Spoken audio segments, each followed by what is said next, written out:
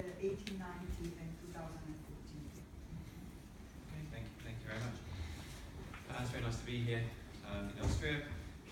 To crash through 124 years worth of boat race data in 10 minutes is a little bit of a challenge, but it's, we'll give it a good go.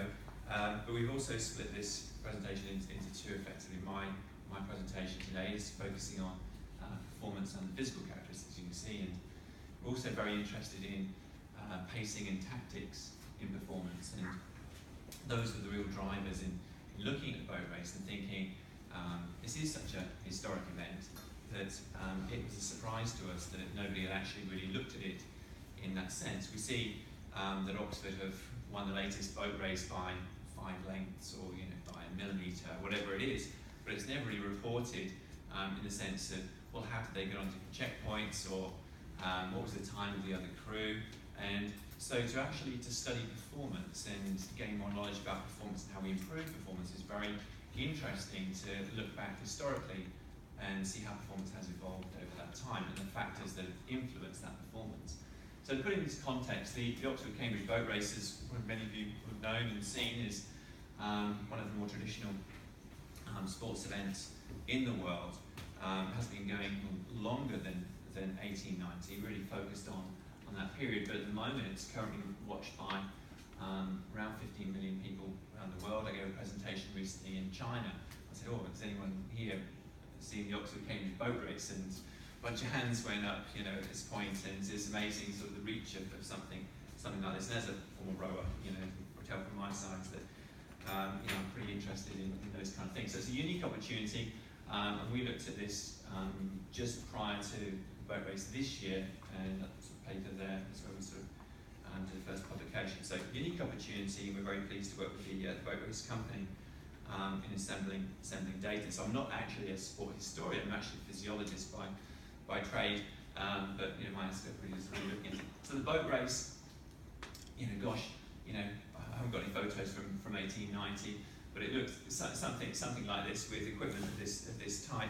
If we just focus a little bit on things like the oar, for instance, the oar at that time is a completely different design to what we currently see. It's got like a map-on blade, which doesn't grab as much water, so immediately you're in a disadvantaged position in relation to modern crews, where a modern crew has a completely different style of oar.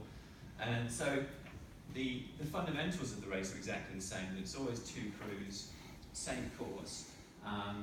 But the equipment and the technology has obviously changed. The rigging has changed, the boat design has changed, the oars have changed, those kind of things. If we compare that, with now, and we look at the crews that are racing, currently, you can see, for instance, the shape of the blade has now changed and has moved into what we call a cleaver-style blade, which sits far more easily in the water and biomechanically grabs far more water as the rower puts the work onto the oar. So the boats have changed. You see there are less moustaches in the crews now, and there are more sunglasses and tattoos in modern crews. But fundamentally, we still have crew versus crew. We can also see that technical deficiencies still exist now. And if you're a rowing coach, you say this guy that I've said here, that's the technical term for that would be washing out. This person has finished his stroke far earlier than the rest of the crew, so biomechanically it's not an advantageous position for that crew. Should be finishing at the same time. But so technical deficiencies aside, there are pros and cons, but performance you would like to think has evolved over time. Because it's such a big event, there have been many sort of famous people that have always taken part in it. I don't know whether you can probably recognise this person. Was a famous rower from 1980, more recently known as Dr. House in America, but Hugh Laurie was one of the competitors in the boat race in 1980. He was in the losing crew for Cambridge University at that time, but actually Hugh Laurie actually trained as an Olympic level athlete for many years. He's a member of the Leander Club in the UK. His father was an Olympic champion, and he competed and was a British junior champion. So he may look like Dr. House, but also he was an elite athlete. But the event has become more and more elite over the years, and you see the composition of the crews whereas in the early 1800s, they would be very likely to have been predominantly undergraduate athletes. Now we see a totally different composition at a time for people that are competing in the race. So the race is fundamentally the same. The course undulates substantially. The two crews start from Putney Bridge, side by side, either on a Surrey station or on Middlesex station, Surrey being bottom end, obviously, and Middlesex at the top. And depending on your station, you have advantage positionally in the river, depending on where you are in relation to the bend. So starting on Surrey, for instance, you have disadvantaged position around the first bend, which is sort of favouring towards the Middlesex side as people approach the mile post, the first segment. But if you're on Surrey, you then get an advantage later on as you reach up around the middle bend in Hammersmith, where it really get quite windy at times, not every year, but it does. The weather changes in quite a diverse way. And so it kind of pans out. So there's always a bit of a compromise about where crews are going to decide to start. Really, do those kind of factors influence performance? So I managed to splice together if this will work. Let's have a look.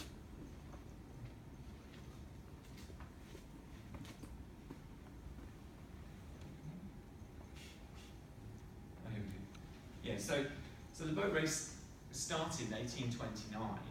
We're only taking from 1890 because we're really looking at where they're going on the same course. This is exactly the same course. This is a crew in 1952, very traditional kind of equipment against a crew that is also competing in 2016. So they only started going over the same course from 1865, and data really were quite scant at that point. And so we took the decision to really focus in on crews from 1890. You can see the much heavier blades in the crews that are approaching Hammersmith. This is the region where the water really can get quite choppy. So equipment didn't change in 1 year for both crews, because sometimes you actually want slightly heavier equipment to cope with the changes in the weather conditions. If you look at the water conditions here, for instance, now you're allowed a pump. I don't know if anybody watched the women's race this year, but the women were almost sinking. But they were having a pump in the boat, which they wouldn't have had, in the 1920s, when I think both crews sank in 1925. So those kind of things happen. Here's Barnes Bridge, which is the final segment of the race, where there's still 1,400 metres to go. The whole race is 6.8 kilometres in distance.